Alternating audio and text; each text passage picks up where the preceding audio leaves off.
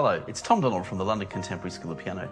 Today I'm going to show you how to play better rhythms on the piano, how to play with groove, how to get more groove into your playing. This is a problem so many people have because they play chord sheets, lead sheets, they can pick up chords and play through the chords, but there's just no groove, there's no rhythm. And groove is so important because it brings our playing to life. It brings our chords to life. And you can know all the chord theory in the world and still have zero groove. Sort of useless, isn't it? If you've got all these fancy chords you can play. Oh, I'll go to another fancy chord. And there's just there's nothing tying it together. There's no rhythmic cohesion. Sort of pointless. Rhythm is often overlooked by pianists. I was one of them for many years. Hey, I'm guilty as charged. And rhythm is often overlooked by pianists because we're so seduced by chords and by harmony and notes. Notes. Did I play the right notes? Pianists are always saying, oh, did I play the right notes? They're never saying, did I play the right rhythm?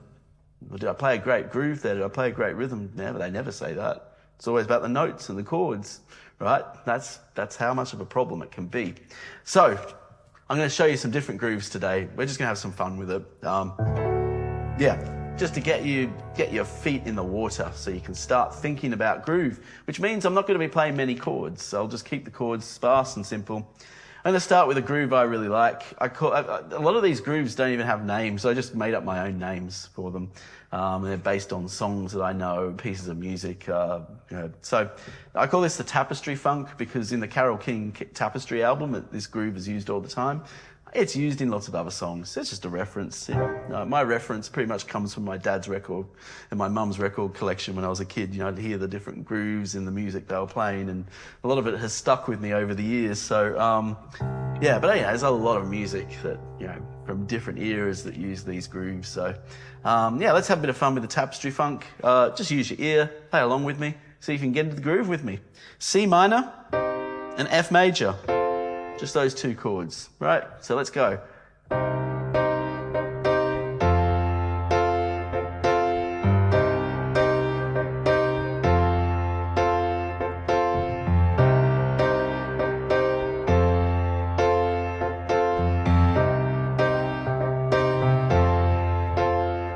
Now, at first, you want your focus to be really on the right hand. What am I doing? I'm just starting with 2 straight beats on the beat. 1, 2. And then I put a little bit of a shuffle in. Da, da, cha, cha. Like that. Ba, cha, cha. 1, 2. Then I slightly anticipate then, which means I'm slightly pushing in on that C minor at the end of the bar.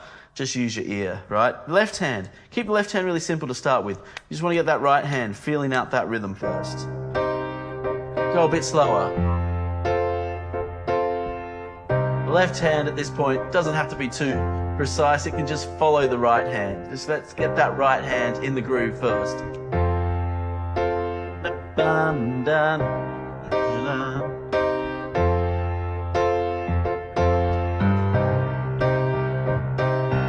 I can start breaking up some octaves in the left hand if I want to.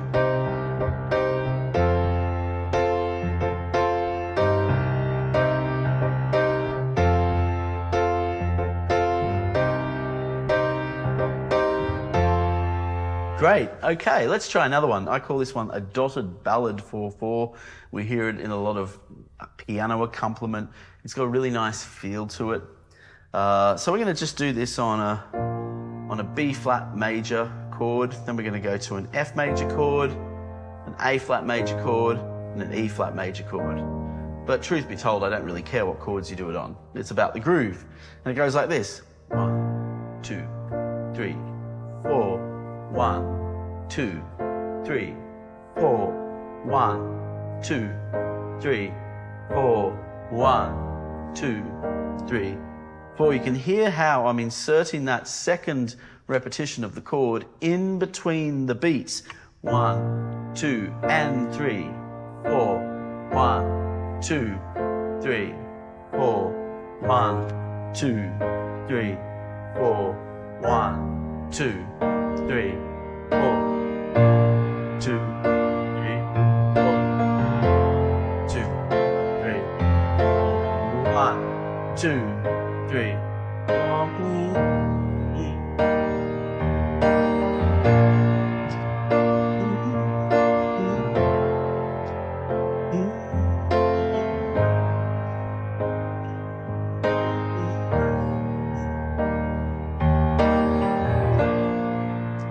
Right, so yeah, that can be quite difficult for some people to calculate. This is funny, people say that music is mathematical, and if you get good at music, it's like you're getting good at maths. I don't think it's quite like that. There is a lot of maths in music, but you know, we've got 4 beats in the bar. I mean, anyone can count to 4, but it's the placement of the music. So you're actually dancing inside the math. It's like mathematics and dance put together. And you've got to dance inside that beat. And so we're moving, we have 1.5 beats, 1 and 2 and 3. And then our second chord is in the middle of that second beat, 1 and 2 and 3 and 4. But the maths is not enough. You've got to teach the body to be able to push in to that part of the rhythm. That's the training here. Now, before I show you some more grooves, we do have our groove mastery course. It's a mere 20 quid or 25 US dollars, or whatever your local currency is. And it is the most extensive groove training, I think, that's out there for piano and piano players. It has backing tracks, and it has a lot of training and groove warm-up exercises and they're very repetitive exercises. If I was to show you these exercises on YouTube, YouTube algorithm would hate it. They're very, very repetitive. They're very slow. But this is proper, I know it's not everyone's cup of tea, but it's proper methodical training of how to play rhythm on the piano. And I have in the groove mastery course, I have a lot of 3-note exercises that just loop around and around and around and around and around, and we slowly get into the groove together. So if that's the sort of thing you might be interested in to build your groove playing, you should head on over to the link and just get the course. It's a no-brainer, really. Okay, this is one of my favorite grooves for sort of power ballads, rock. You hear bands like Coldplay use it quite a lot. And I call it the 3+3+2 because you've got, let's get a bit mathematical here. We've got 8 quavers in the bar. You can call them eighth notes. Eighth notes, quavers, whatever language you want to speak. Let's call them eighth notes because it makes more mathematical sense. You've got the eighth notes in the bar. 1, 2, 3, 4, 5, 6, 7, 8. That all makes sense, doesn't it? By the way, if you really are interested in rhythm, you should study some Indian classical music. I think the way they study rhythm in Indian classical music is the best system. That's just my opinion. I'm going to do some videos on that someday in the future. But I think it's the best way to approach it. But for now, we'll use numbers, right? But the Indian method is the best. I think it is. It revolutionized rhythm for me. So we got 3+3+2. So with that 8 beats in the bar, I'm going to accent the beginning of the third, or the first group of 3, the second group of 3, and the last group of 2. 1, 2, 3, 1, 2, 3, 1, 2, 1, 2, 3, 1, 2, 3, 1, 2, 1, 2, 3, 1, 2, 3, 1, 2. You get this drive-in power ballad sort of beat. So let's get a really cool chord then. Let's not just get a clean major chord. Let's get a suspended chord. D, E, and A. I can't help myself. See, I'm a pianist. I have to put a fancy chord in. I just won't focus on the rhythm. See, we're all guilty as charged, right? But let's do it on a suspended 2 anyway. 1, 2, 3, 1, 2, 3, 1, da, da. You can feel that beat, hey? Da, da.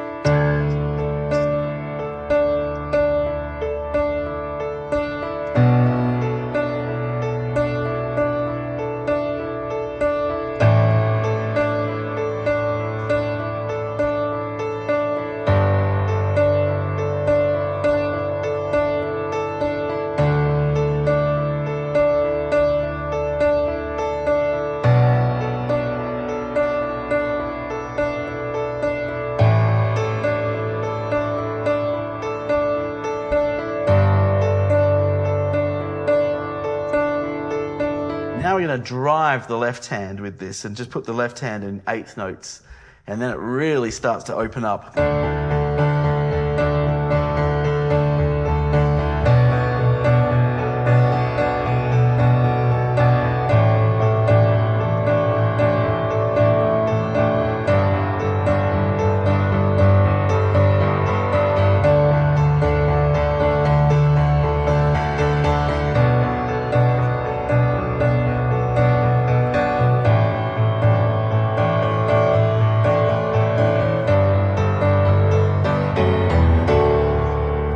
Meatloaf the ending there, wasn't it? But you get the drift.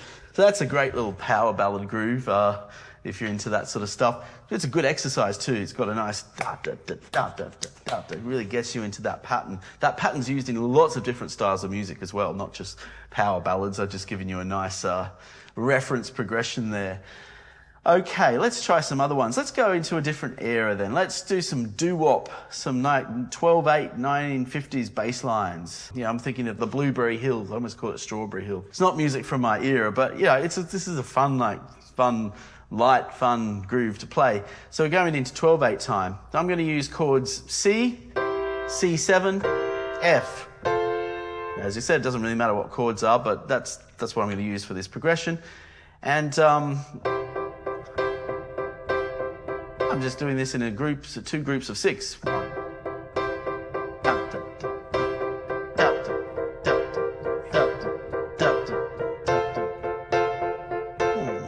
Maybe go to an F minor here, just for a bit of fun. Again, I can't help myself. I have to do more with the chords, right? But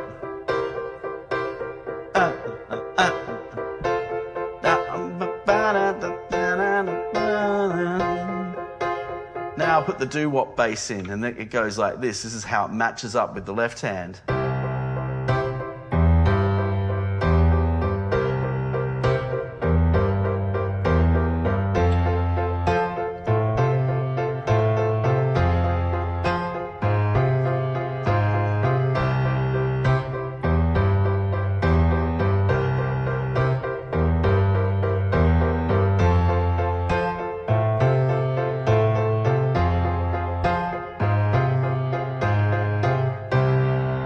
That's a great one. And by the way, I have a groove dictionary and switchboard.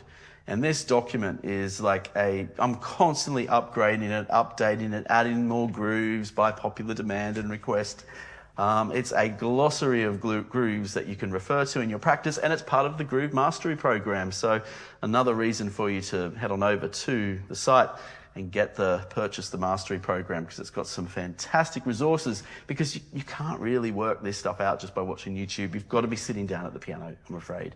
You've got to be sitting down at the piano and playing grooves. That's how you become a musician, right? You've got to sit there and play with your hands, dance with the music. Repetition, repetition, repetition is your friend. Just choose a couple of chords. Let's go to another era. Let's go even further back. Let's do an Alberti bass. This is what is called the Mozart groove. This is the groove Mozart used. Yes, classical music grooves. All music has a groove to it, a rhythm to it. I love this one. We're going to go into the nice sunny key of A major. There we go. Practice my scales because I'm about to play some Mozart. This is the Alberti bass, right? A major chord in the left hand. We don't want to be too low down in the piano for this. Right around in the middle of the piano. And this is how I play the A major chord. Isn't that nice? It's just so charming. So what am I going to do in the right hand? I'm going to just play one note in the right hand. D major chord now.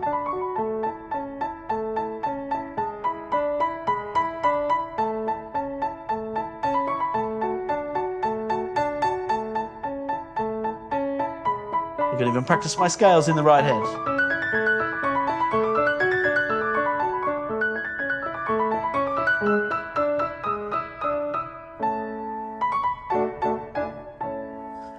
That is a groove, right? It's a rhythm pattern, and that's a great one to study, particularly if you want to learn some of the ropes of great classicism and classical music, and that's really good for the left hand. Here are some of the grooves you will hear in, let's say, Elton John songs. This is a pop piano ballad one. I'm going to choose a nice moody one to contrast from that Mozart. Yeah, we're going to use chords G minor, C minor, F major, B flat major. And the left hand is just doing this moody bass.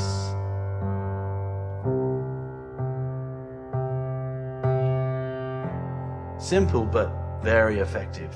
You notice how my top thumb is doing the beating out of the bar, and my pinky finger on the lower note in the octave is just sustaining down with the pedal. This is a very effective left hand groove. Okay, let's add some right hand to this.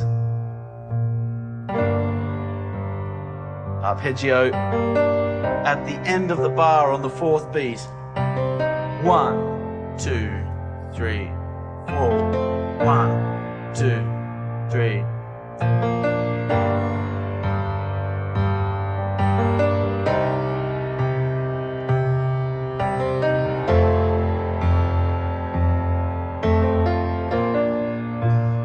You start to improvise a bit with it.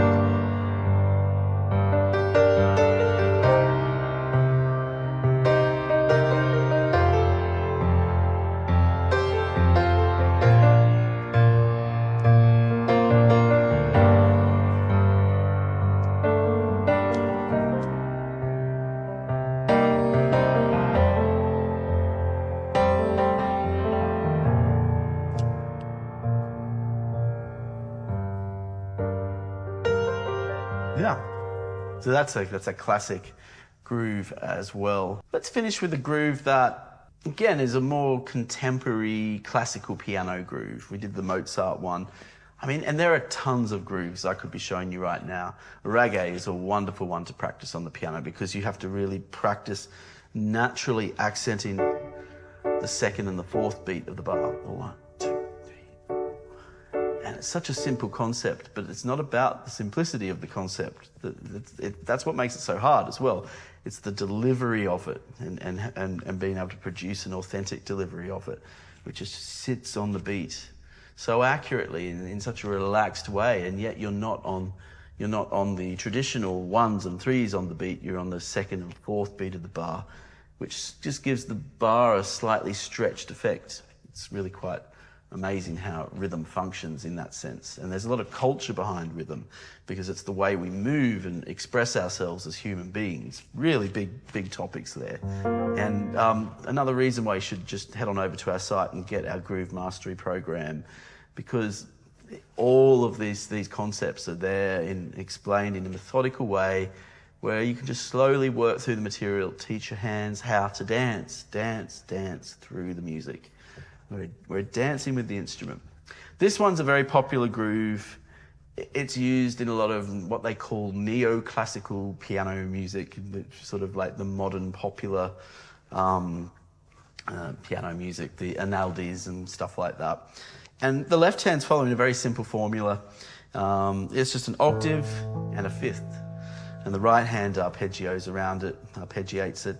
We're going to use chords A minor and F major, and we're going to play ourselves out on this. So let's play the piano. It's an easy one, it's just on the white keys, so you won't make any mistakes here.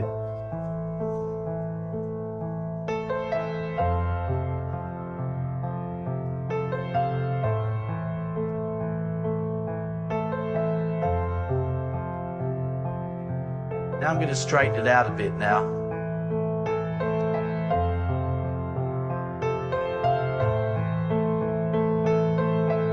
Now I'm going to add a few more chords to it. I can't help myself.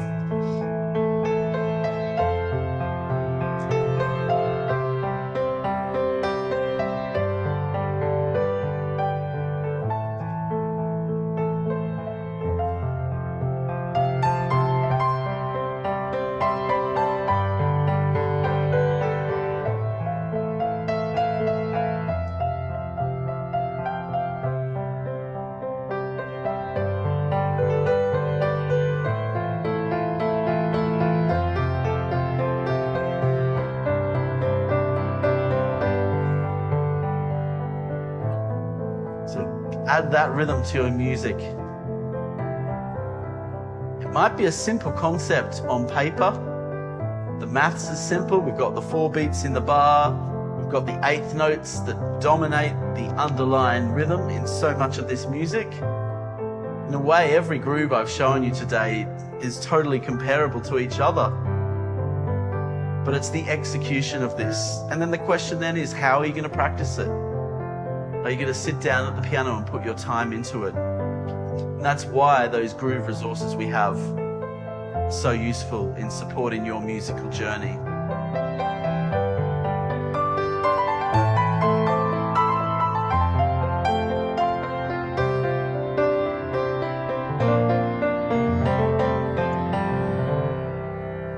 So get some practice in, and I'll see you soon. Thank you.